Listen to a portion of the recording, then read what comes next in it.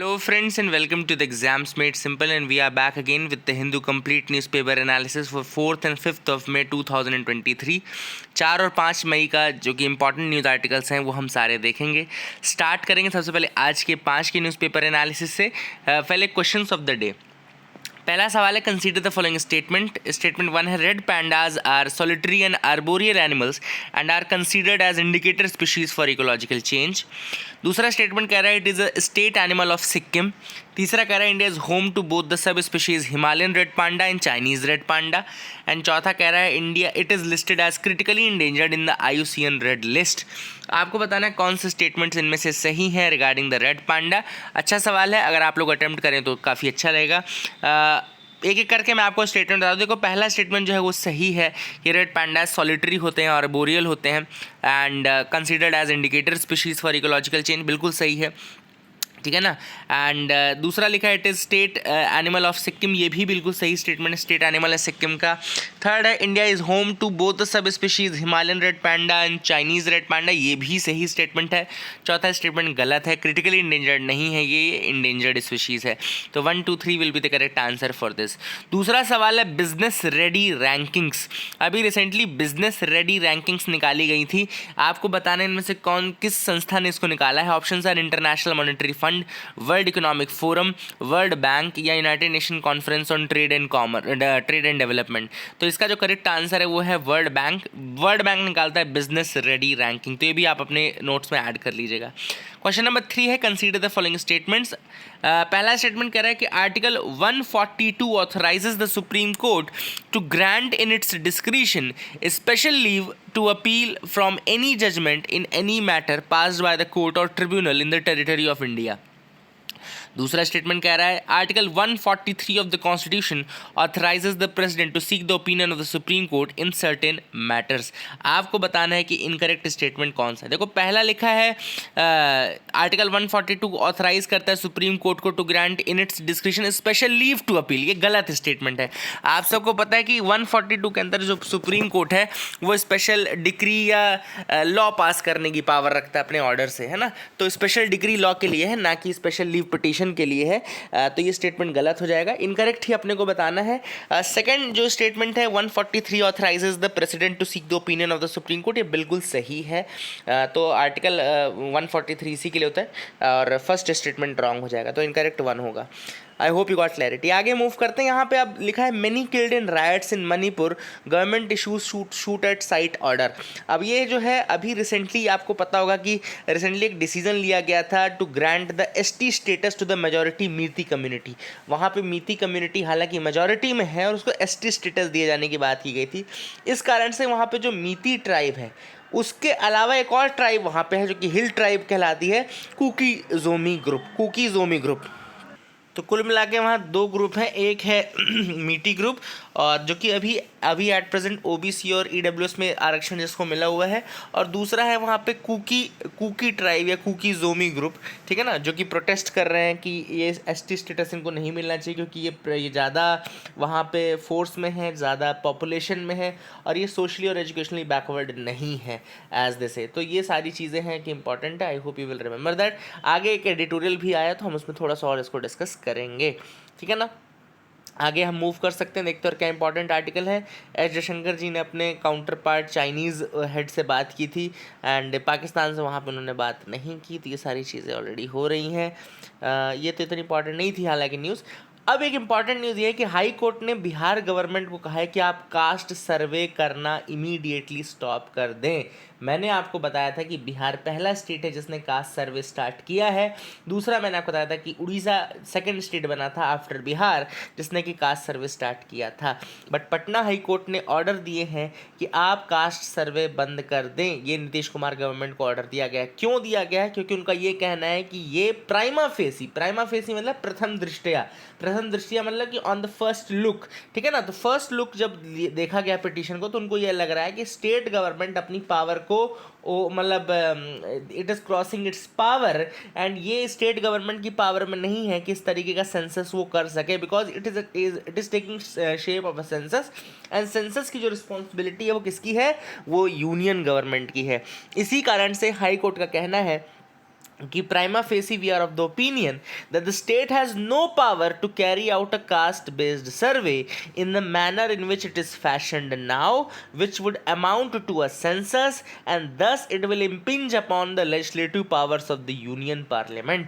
उनका ये कहना है कि it is impingement on the powers of the union government and therefore we cannot allow it, therefore you have to immediately stop this census right now. So that has been happened. ये दोनों चीज़ें आपको याद रखनी है. I hope you will remember that. आगे move करते हैं और देखते हैं क्या क्या इंपॉर्टेंट न्यूज़ आर्टिकल्स है, फिर लास्ट में एडिटोरियल बताऊंगा मैं आपको और फिर कल की न्यूज़ आइटम देखेंगे, ठीक है ना. तो पहले हम थोड़ा पीछे से शुरुआत कर लेते हैं, देखते हैं कुछ और इंपॉर्टेंट न्यूज़ आर्टिकल्स हैं अगर उनको देख लेते हैं. CBDC can ease cross border payment. अब आप सबको पता है कि CBDC का आइडिया जो है वो किसका है, वो आइडिया है रिजर्व बैंक ऑफ इंडिया का. CBDC का मतलब क्या होता है, ये होता है आपका सेंट्रल बैंक डिजिटल करेंसी, ठीक है ना, सेंट्रल बैंक डिजिटल करेंसी. तो ये आइडिया मूट किया गया है by the reserve Bank of India. और ये सेंट्रल बैंक डिजिटल करेंसी जो रहेगी ये नॉर्मल जो हमारी करेंसी चल रही है, जो नोट और ये सब है, उनका डिजिटल फॉर्म रहेगा, ठीक है ना. They are digitised form of a paper currency, ठीक है ना. लेकिन जो क्रिप्टो करेंसीज हैं उनसे ये अलग कैसे हैं कि क्रिप्टो करेंसीज अभी भी एक रेगुलेटरी वैक्यूम में काम कर रहे हैं. रेगुलेटरी वैक्यूम का मतलब कि कोई भी रेगुलेटरी बॉडी उनको इस तरीके से रेगुलेट नहीं कर रही है. बट CBDC फुल्ली रेगुलेटेड रहेगी. ये मतलब एक तरीके से फिएट करेंसी जैसी रहेगी जो कि एक्सचेंजेबल होती है वन टू अनदर, ठीक है ना. एंड दिस डिजिटल फॉर्म रहेगा आपका, ये एक्सचेंजेबल रहेगी, फिएट करेंसी रहेगी, एक तरीके से लीगल टेंडर रहेगा ये. This will be legal tender as well, है ना.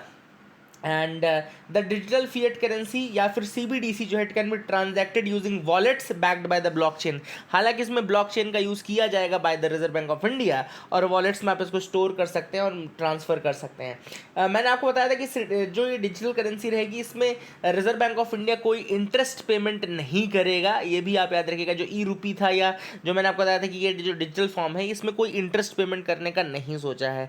अभी रिजर्व बैंक ऑफ इंडिया ने हालांकि एक टेक स्प्रिंट स्टार्ट किया है. Tech sprint, what is tech sprint? It's a global technology competition to promote innovative solutions for improving the cross border payments. याद रखिएगा, tech sprint is a global technology competition in order to promote the innovative solutions for improving the cross border payment. तो cross border payment एक important issue बनता हुआ नजर आ रहा है. इसका answer Reserve Bank of India ने और बैंक फॉर इंटरनेशनल सेटलमेंट जो है BIS इनोवेशन हब जो है, याद रखिएगा, reserve Bank of India plus bank of international settlement innovation hub जो BIS इनोवेशन हब है, उन दोनों ने मिल करके ये टेक स्प्रिंट नाम का ग्लोबल टेक्नोलॉजी कंपटीशन स्टार्ट किया है ताकि क्रॉस बॉर्डर पेमेंट का कोई इजी सोल्यूशन निकल के सामने आ सके. India Russia set to suspend talks to settle trade in rupees. अब एक बहुत इंपॉर्टेंट डिस्कशन चल रहा था इंडिया और रशिया के बीच में कि वो रुपीज़ में सारे ट्रांजैक्शंस के लिए अलाउ कर दें, मतलब कि हम रशिया को रुपए में पैसे देना शुरू कर दें. अब देखो, रुपए में पैसे देंगे तो क्या एडवांटेज था कि जो कन्वर्जन कॉस्ट रहती है, जैसे क्या होता है अगर अपन मान लो डॉलर में कन्वर्ट करें तो एक कन्वर्जन कॉस्ट रहेगी ना कुछ परसेंटेज की, इसको हम अगर इसमें कन्वर्ट करेंगे तो आपको इतना पैसा ही मिलेगा, है ना. तो जो लॉस हो रहा था because of the conversion cost वो नहीं होता, आप डायरेक्टली उतना दे देते. लेकिन दिक्कत ये है कि रुपी जो है वो फुल्ली कन्वर्टिबल नहीं है, इंटरनेशनल मार्केट में भी इतनी ज़्यादा इसकी वैल्यू नहीं है. और इंडिया का जो टोटल एक्सपोर्ट है ग्लोबल एक्सपोर्ट का वो केवल 2% है. India's total export of the global export is only 2%. And यही फैक्टर्स हैं कि जो कि रिड्यूस कर रहे हैं necessity for other countries to hold rupees. इसी कारण से दूसरी कंट्रीज जो है वो रुपीज़ होल्ड कर नहीं रही हैं, ठीक है ना. अब जब वो रुपीज़ होल्ड करना नहीं चाहती तो ऑब्वियस सी बात है रशिया ने भी करने से मना कर दिया है. तो अब इस कारण से काफ़ी इशूज़ आ सकते हैं.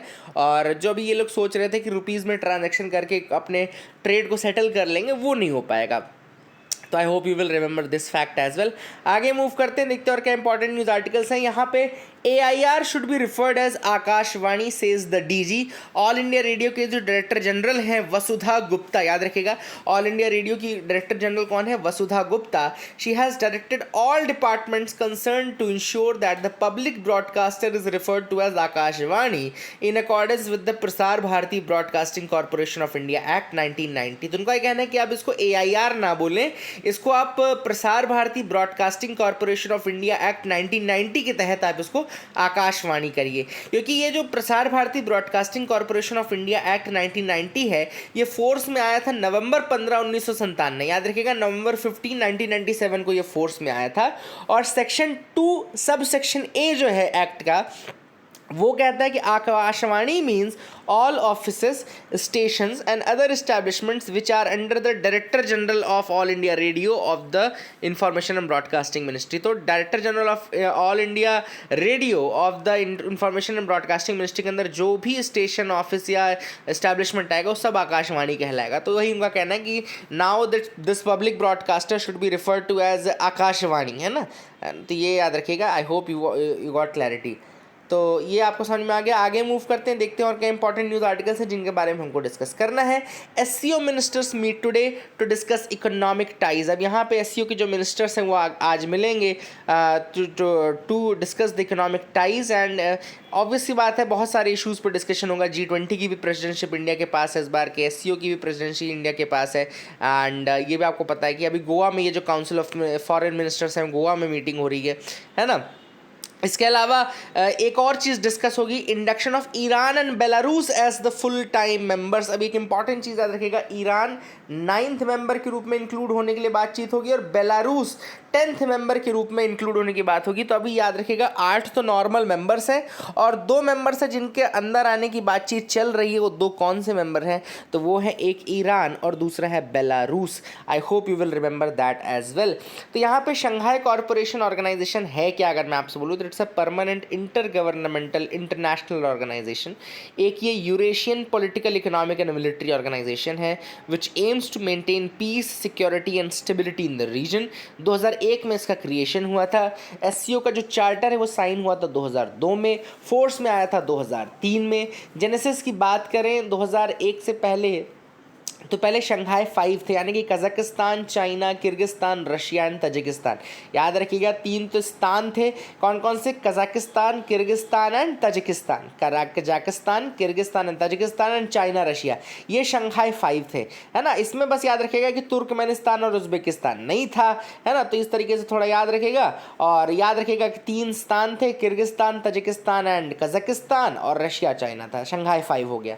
फिर शंघाई 5 का जो इमरजेंस था 1996 के बाद, उसके बाद फिर और मेंबर्स इंक्लूड होने लगे। 2001 में उज्बेकिस्तान इसके अंतर्गत आया, 2006 में फिर 2001 में फिर उज्बेकिस्तान आया और शंघाई 5 का फिर नामकरण बदल करके एससीओ कर दिया गया।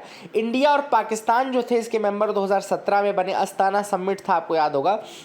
2017 में इंडिया और पाकिस्तान इसके मेंबर बने, तो 6 + 2 8 मेंबर हो गए। और अभी रिसेंटली ईरान को फुल मेंबर बनाने के लिए बात चल रही है और उसके बाद बेलारूस ऑल्सो, है ना। तो अब 8 + 2 हो गए, बेलारूस, ईरान, है ना। तो ये दोनों याद रखेगा। I hope you will remember these facts as well. अच्छा, एक याद रखिएगा, इसका एक एंटी टेररिज्म स्ट्रक्चर भी है आपके एससीओ का, उसको हम बोलते हैं रैट्स, है ना। इसको क्या बोलते हैं? Regional anti terrorist structure. याद रखिएगा, regional anti terrorist structure, RATS जो है वो इसका रीजनल मैकेनिज्म है to fight the terrorism and all. I hope you got clarity regarding this as well. आगे मूव करते हैं, वो है what is behind Manipur's wide spread unrest. आप सबको पता है कि मणिपुर में भी शूट एट साइट तक के ऑर्डर दे दिए गए मणिपुर गवर्नमेंट के द्वारा। तो हुआ क्या है?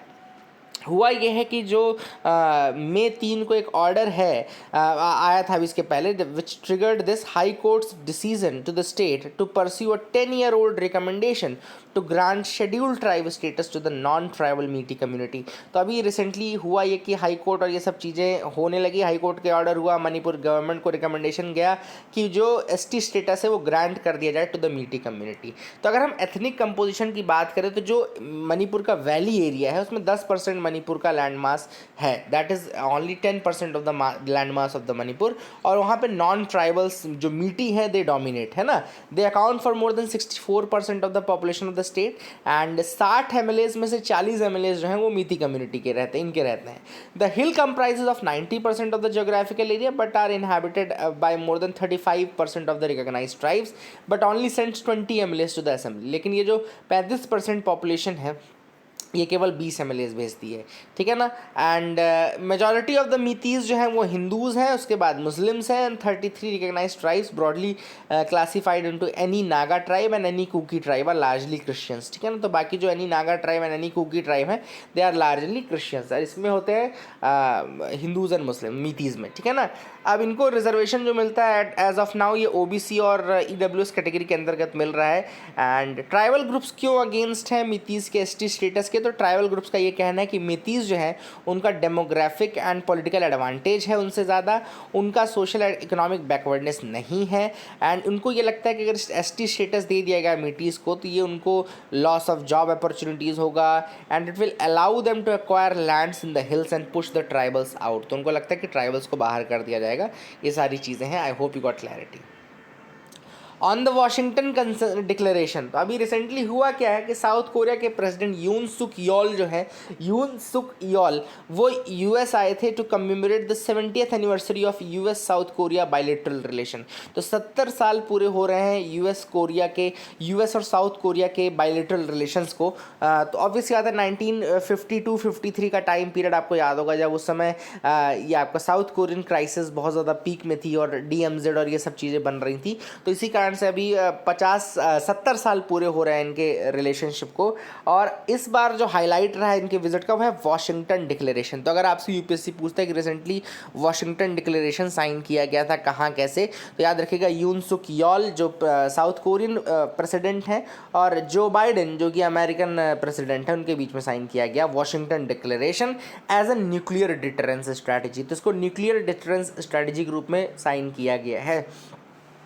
क्यों किया गया है कि नॉर्थ कोरिया ने भी हवासोंग नाम का, याद रखिएगा, नॉर्थ कोरिया ने हवासोंग नाम का एक Hwasong 8 solid fuel intercontinental ballistic missile launch किया था, which is a vital component for the nuclear weapon delivery, है ना। तो इस कारण से अब साउथ कोरिया को ये लगने लगा कि एक तो इंटरकॉन्टिनेंटल है और ये न्यूक्लियर कैपेबल है, तो ऑब्वियस सी बात है इससे साउथ कोरिया को भी थोड़ा डर लगेगा। तो इसलिए वॉशिंगटन डिक्लेरेशन उन्होंने साइन किया जा करके, और एग्रीमेंट पे उन्होंने ये कहा कि जो अमेरिकन न्यूक्लियर बैलिस्टिक सबमरीन है वो डिप्लॉय होगी कोरियन पेनिनसुला में, एक न्यूक्लियर कंसल्टेटिव ग्रुप बनाया जाएगा to formulate policies of joint response tactics, मतलब US और साउथ कोरिया जॉइंट रिस्पॉन्स कर सके इसके लिए स्ट्रैटेजी बनेगी। South Korea would receive intel from the US regarding nuclear advancements, and US will strengthen the South Korea's nuclear deterrence capabilities through a joint military training program। तो मतलब कुल मिलाकर के अमेरिका को पूरी तरीके से इन्वॉल्व कर लिया साउथ कोरिया ने, है ना। बढ़िया, ये सारी चीज़ें आपको याद रखनी है। I hope you will remember that as well. आगे मूव करते हैं, एडिटोरियल पार्ट में आते हैं। यहाँ एडिटोरियल है boost for science a wider window to the universe. अब यहाँ पे बात चल रही है, ऑथर का ये कहना है कि बहुत डिस्टेंट यूनिवर्स में आपको पता होगा कि ब्लैक होल्स मर्ज होते हैं, सुपरनोवाज एक्सप्लोड होते हैं, न्यूट्रॉन स्टार कोलाइड होते हैं, कोलोजल इवेंट्स होते हैं, और इस कारण से कॉस्मिक रिपल क्रिएट होता है स्पेस टाइम में, एंड इसी स्पेस टाइम के रिपल को हम क्या बोलते हैं? ग्रेविटेशनल वेव्स बोलते हैं। 2015 में लीगो, आप सबको पता होगा, laser interferometer gravitational wave observatory, जो कि शॉर्ट में लीगो कहलाती है, it observed this phenomena for the first time, पहली बार 2015 में ऑब्जर्व किया गया था। नाउ यूनाइटेड स्टेट्स जो नेशनल साइंस फाउंडेशन है, it is partnering with the, तो ये जो US का ये है नेशनल साइंस फाउंडेशन, ये पार्टनरिंग कर रहा है इंडिया के Raja Ramanna Centre for Advance Technology, RRCAT जिसको हम बोलते हैं, Raja Ramanna Centre for Advance Technology, उसके साथ बेसिकली ये एक इन्वॉल्वमेंट हो रहा है। अच्छा याद रखिएगा, राजा रमन्ना जो है it's a unit of department of atomic energy, government of India. ये लीगो इंडिया लॉन्च करेंगे।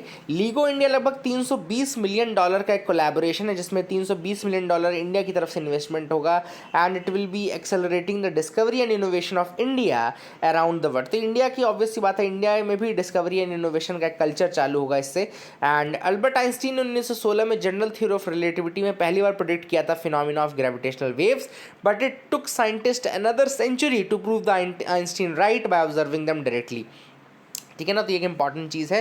And everything from radio waves to the infrared and visible light is understood under this, and इसमें जो रिपल हैं space time में उनको भी सब कुछ एनालाइज किया जाता है। तो I hope you got clarity regarding that. तो ये तो इंपॉर्टेंट रही बात इसकी।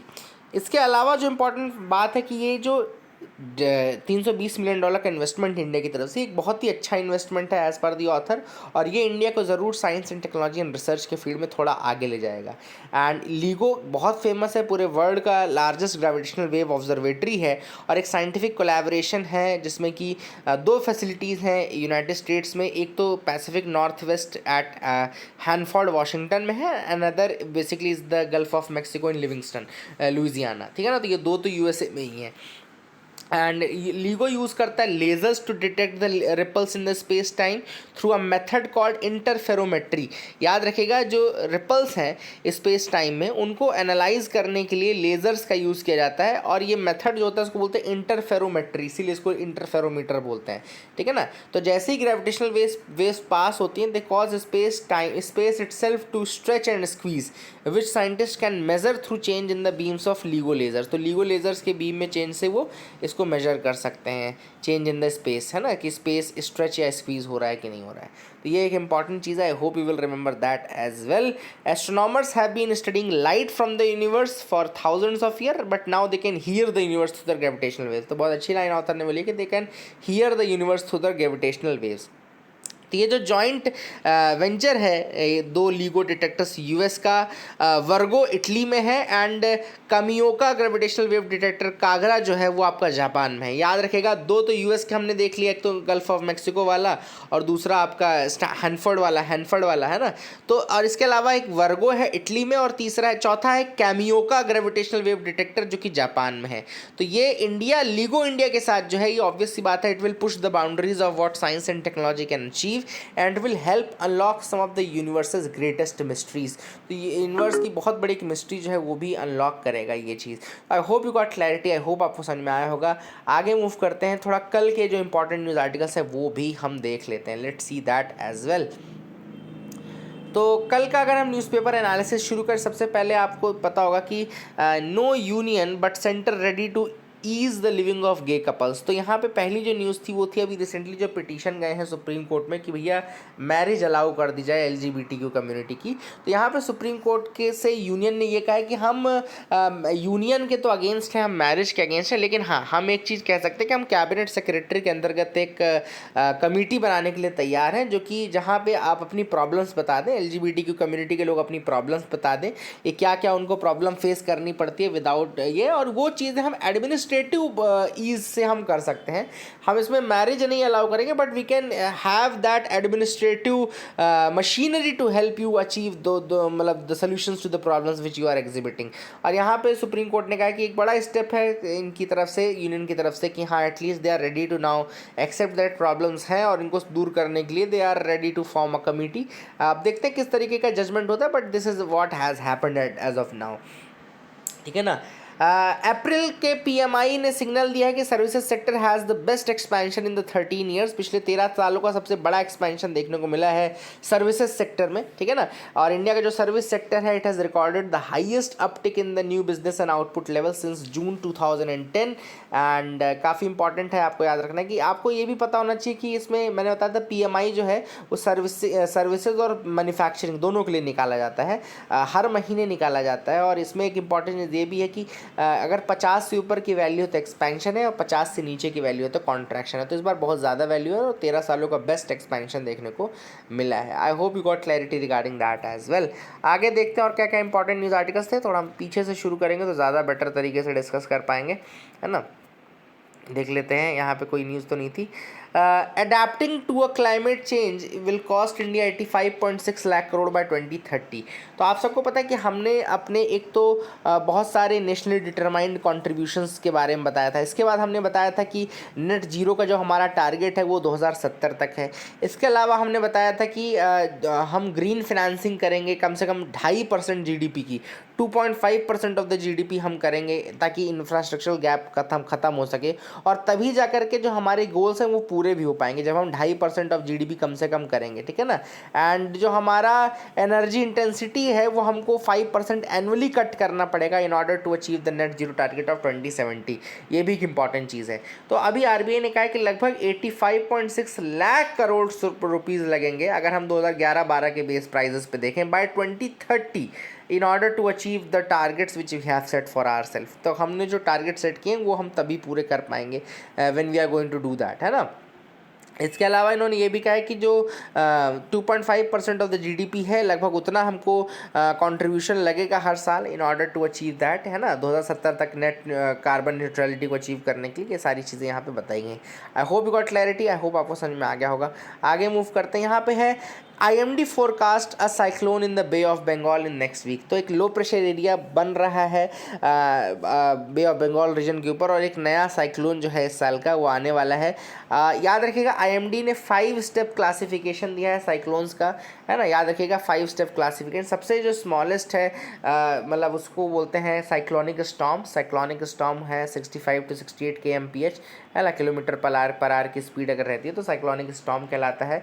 इसके अलावा स्ट्रॉन्गेस्ट होता है सुपर साइक्लोनिक स्टॉर्म, जिसके more than 222 kilometre per hour होता है। एक सीवियर साइक्लोनिक स्टॉर्म भी होता है जो 89 to 117 किलोमीटर पर आवर होता है ना, एंड सीवियर साइक्लोनिक स्टॉर्म, और it's just 1 step above cyclonic storm. तो साइक्लोनिक स्टॉर्म हो गया आपका 65 to 68, strongest super cyclonic storm हो गया more than 222 kilometre per hour, और एक सीवियर साइक्लोनिक स्टॉर्म हो गया 89 to 117 किलोमीटर पर आवर, ठीक है ना। तो अब ये थोड़ी चीज़ें याद रखेगा। एंड यहाँ पे जो इस बार का जो साइक्लोन आएगा, first cyclone to form this year, इसको कहा जाएगा साइक्लोन मोचा या मोका, या जो भी आप बोलना चाहें, मोचा लिख लो या ज़्यादा बेटर है। तो इसका नाम जो है वो प्रपोज किया गया है येमेन के द्वारा। मोचा जो नाम है येमेन के द्वारा दिया गया है, एंड वहाँ पे एक रेड सी पोर्ट सिटी है, उसके ऊपर ये दिया गया है, रेड सी पोर्ट सिटी के ऊपर मोचा। एंड ये नाम किसके अकॉर्डिंग होता है? It is a international convention on naming cyclones. एक इंटरनेशनल कन्वेंशन है नेमिंग साइक्लोन्स का, उसके अकॉर्डिंग होता है साइकिल वाइज, है ना। तो येमेन ने नाम दिया है मोचा। अब एक क्वेश्चन आपके लिए मैं बता दूं, एक क्वेश्चन आता है कि हमेशा बे ऑफ बंगाल रीजन में ज़्यादा साइक्लोन्स बनते हैं, अरेबियन सी रीजन में कम बनते हैं, तो क्यों ऐसा होता है? तो ज़्यादा साइक्लोन्स, ट्रॉपिकल साइक्लोन्स जो बनते हैं वो बे ऑफ बंगाल रीजन में इसलिए बनते हैं कि cyclones in the bay of Bengal can be attributed to the vast low pressure created by the warm waters of the ocean. ज़्यादा वार्म वाटर यहाँ पे है, इस कारण जो लो प्रेशर एरिया है वो ज़्यादा स्ट्रॉन्ग क्रिएट होता है, ठीक है ना। And bay of Bengal is shaped like a trough, उसका जो शेप है वो भी उसका ट्रफ लाइक शेप है, that makes it more hospitable to storms to gain force. Storms को ज़्यादा फोर्स गेन हो जाता है। Then high sea surface temperature, जो मैंने बताया आपको, हाई सी सरफेस टेम्परेचर वहाँ पे होता है। Plus bay of Bengal gets more rainfall with sluggish wind and warm air currents around it that keep the temperature relatively higher all the year. इनका temperature relatively higher रहता है। Absence of air movements from north western India, तो वहाँ पर ज़्यादा obvious ज़्यादा गर्मी रहेगी। ये सारी चीज़ें। ट्रॉपिकल साइक्लोन्स की कंडीशन आप जरूर याद रखना, अपर डाइवर्जेंस होता है, नीचे लो प्रेशर एरिया फॉर्म होता है ना, 27 डिग्री से ज़्यादा होना चाहिए, है ना, कोरियोलिस फोर्स के मतलब होना चाहिए, और ये सारी चीज़ें हैं जो कि आपको याद रखना है। I hope you will remember that as well. आगे मूव करते हैं, देखते हैं और क्या इंपॉर्टेंट न्यूज़ आर्टिकल्स हैं जिनके बारे में डिस्कस करना है। Rajnath Singh lays the foundation stone for coast guard harbour in Maldives. तो यहाँ पे मालदीव्स में हमारे राजनाथ सिंह जो हैं, हमारे जो डिफेंस मिनिस्टर हैं, उन्होंने मालदीवियन काउंटर पार्ट उनकी वहाँ की जो वहाँ की जो डिफेंस मिनिस्टर हैं मारिया दीदी, उनके साथ मिलकर के वहाँ पे फाउंडेशन स्टोन रखा है for the Maldives national defence force coast guard, जिसको एकता हार्बर नाम दिया गया। याद रखिएगा एकता हार्बर, अगर आपसे कोई पूछे एकता हार्बर कहाँ है, तो ये मालदीव्स में national defence forces coast guard है, वहाँ पे रखा गया है। और वहाँ पे फैसिलिटी कहाँ पे है? सिफावारू एक जगह है, सिफावारू नाम की जगह है मालदीव्स में ही, तो वहाँ पे रखा गया है, which is the one of the biggest grant in aid projects from India, and this is the first visit of an Indian defence minister in 11 years. 11 सालों में पहली विजिट थी, तो ये भी एक इंपॉर्टेंट चीज़ ही आप याद रखेगा। India slips in press freedom index ranks 161 out of 180 Nations. तो इंडिया की जो रैंकिंग है 2023 के वर्ल्ड प्रेस फ्रीडम इंडेक्स में वो स्लिप कर गई है टू 161 आउट ऑफ 180 कंट्रीज़। और ये लेटेस्ट रिपोर्ट कौन निकालता है वर्ल्ड प्रेस फ्रीडम इंडेक्स की? ये निकालता है रिपोर्टर्स विदाउट बॉर्डर्स। इसको निकालता कौन है? रिपोर्टर्स विदाउट बॉर्डर्स निकालता है।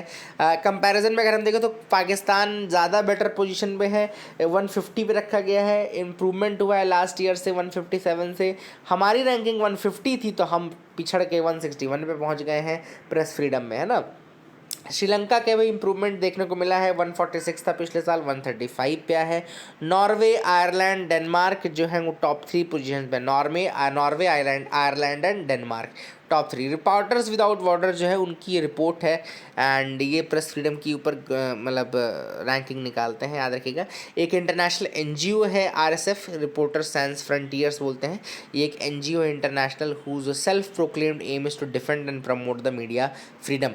हेडक्वार्टर इसका पेरिस में है, and it has a consultative status with the United Nations. का कंसल्टेटिव स्टेटस है यूनाइटेड नेशंस के साथ। I hope you got clarity regarding that as well, समझ में आ गया होगा। EU आर्टिफिशियल इंटेलिजेंस एक्ट, अब आपको बता दूं मैं कि आपका यूरोपियन यूनियन जो मेंबर्स हैं यूरोपियन पार्लियामेंट के, they have reached a parliamentary deal this week on new draft of the European Union's ambitious artificial intelligence act. तो एक आर्टिफिशियल इंटेलिजेंस एक्ट का नया ड्राफ्ट जो है वो तैयार हो गया है यूरोपियन पार्लियामेंट के मेंबर्स द्वारा बताया गया। एंड AI टूल्स जो हैं, जब जैसे कि यहाँ पे रिसेंटली बहुत सारे AI टूल्स डेवलप हो रहे हैं, चैट GPT, ये सब चीज़ें भी डेवलप हो गई हैं, है ना। तो they are black boxes, basically they are black boxes. मतलब ब्लैक बॉक्सेस मतलब कि जिन्होंने डिज़ाइन किया है वो भी नहीं बता सकते कि what goes inside them to generate a particular और आउटपुट, है ना। And the new legislation seeks to strike a balance between promoting the uptake of AI and the mitigate and preventing harms associated with them. तो इसलिए ये important है, याद रखिएगा। General purpose artificial intelligence systems like open AI, chat GPT, इन सबको regulate करने के लिए ये आर्टिफिशियल इंटेलिजेंस एक्ट जो है वो ड्राफ्ट किया गया है रिसेंटली। इसके पहले सबसे पहला 2 साल पहले एक ड्राफ्ट आया था, ये भी आपको बता दूं, 2 साल पहले एक ड्राफ्ट आया था, ठीक है ना। आई hope you got clarity regarding that is it for the day. ये सारी न्यूज़ आर्टिकल्स इंपॉर्टेंट थे, आपको समझ में आ गया होगा। That is it, thank you and have a nice day.